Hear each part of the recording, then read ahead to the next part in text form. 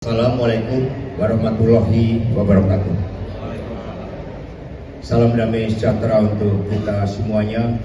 Om Swastiastu, Namo Buddhaya, salam kebajikan, rahayu.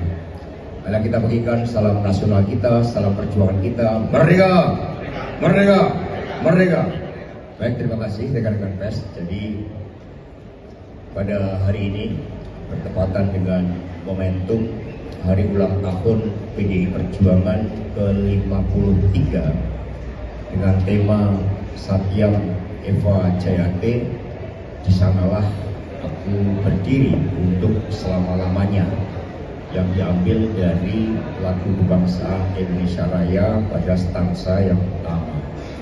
Dan kemudian hari HUT sebagai momentum melakukan kritik dan otokritik, melakukan evaluasi atas seluruh perjalanan kepartean dan kemudian menjawab berbagai persoalan bangsa dan negara serta menentukan arah masa depan, dilaksanakan bertepatan dengan rapat kerja nasional yang pertama.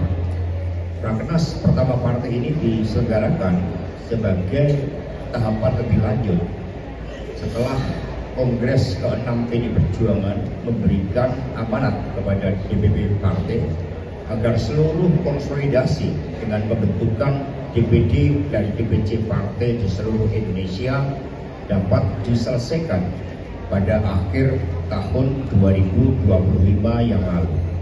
Sehingga di Rakernas pertama ini sekaligus menunjukkan suatu tahapan konsolidasi struktur dan struktural partai yang sangat penting, dan mengawali tahun 2026 ini PDI Perjuangan menyatakan siap untuk menjalankan seluruh keputusan partai dengan struktur DPD dan DPC partai yang baru. Sehingga tadi di dalam pembukaan HUT dan sekaligus Rakernas yang pertama, Ibu Ketua Umum mengingatkan tugas dan tanggung jawab bagi kader PDI Perjuangan. Sampai beliau mengingatkan secara langsung bagaimana pentingnya posisi politik seluruh kader partai untuk membangun kesadaran ideologis, memiliki fighting spirit, dan terus mengorganisir rakyat turun ke bawah. Apalagi sejarah PDI Perjuangan dibangun dengan darah dan air mata, dengan perjuangan yang tidak mudah.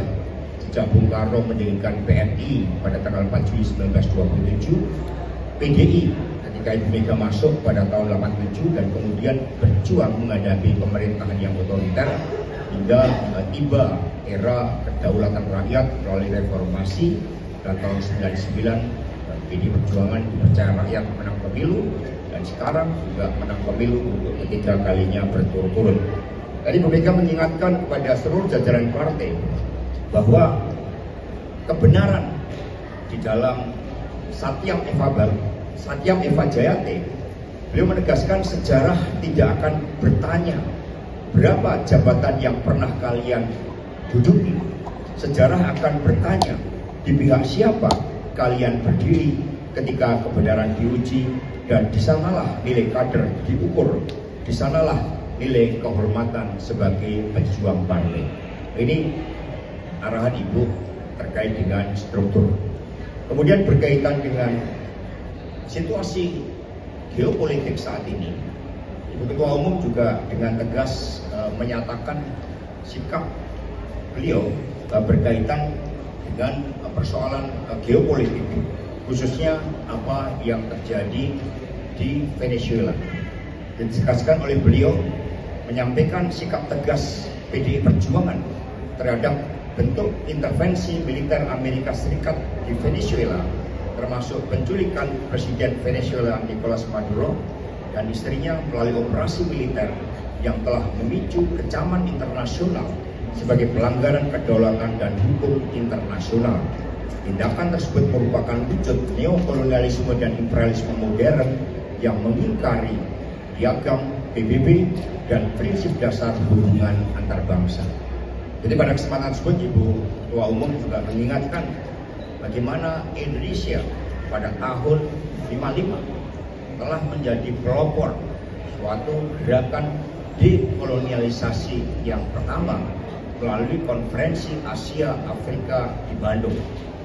Dari konferensi Asia Afrika itu prinsip-prinsip kerjasama antar bangsa dengan menghormati kedaulatan dan kemerdekaan setiap bangsa itu sebagai nilai-nilai yang tidak boleh dihilangkan oleh siapapun.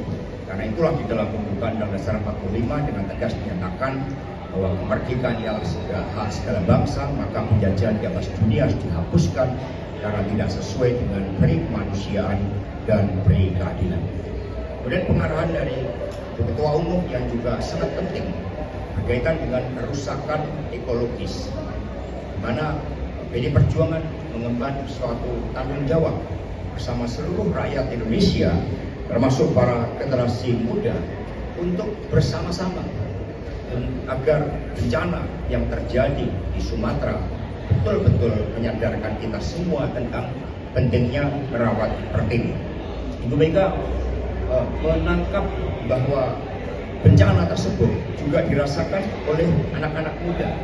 Dikatakan oleh beliau yang paling merasakan kecemasan terhadap bencana ekologis antara lain generasi muda. Mereka hidup dalam ketidakpastian, memandang masa depan dengan kegelisahan.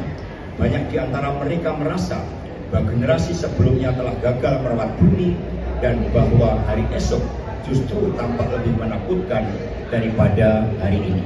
Karena itulah melalui Rakernas pertama ini PD Perjuangan juga akan merumuskan kebijakan tentang bagaimana kita menyelamatkan bumi dengan gerakan merawat pertiwi.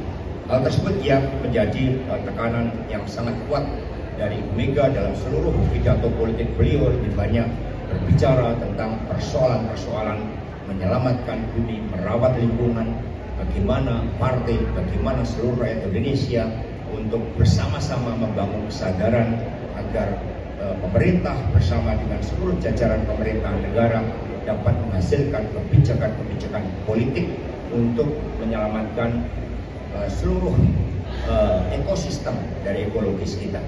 Dan selanjutnya berkaitan dengan tahapan-tahapan dari rapat kerja nasional ini akan disampaikan rinciannya oleh Bapak Andreas Pereira dan kemudian beberapa aspek-aspek terkait dengan konsolidasi ideologi dan keanggotaan nanti Bapak Jarod Saiful Hidayat. Kepada Pak Andreas Pereira dipersilakan. Download Tribun X sekarang, menghadirkan lokal menjadi Indonesia.